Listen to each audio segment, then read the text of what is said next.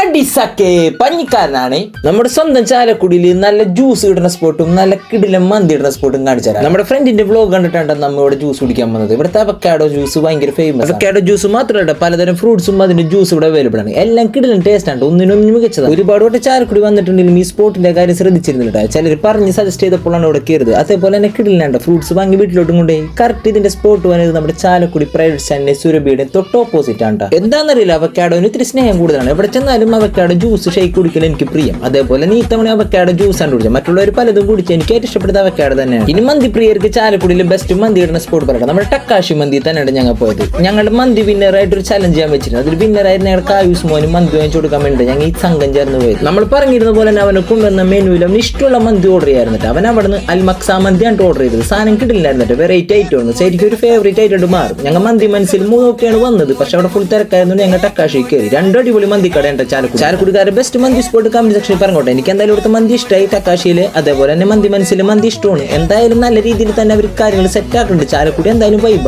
വന്ന് മന്തി മലയാളികൾ വികാരം മാറിയിരിക്കണം. മന്തി കഴിക്കുമ്പോൾ എല്ലാവരും ഹാപ്പിയാണ്. കൂടെ വന്നവന് ഹാപ്പി, വാങ്ങിച്ചു കൊടുക്കാൻ പറ്റിയത് ഞാൻ വളരെ ഹാപ്പിയാണ്. എന്ത് പറഞ്ഞ പോലെ പഞ്ഞിക്കാരൻ പോണേ സുലാൻ.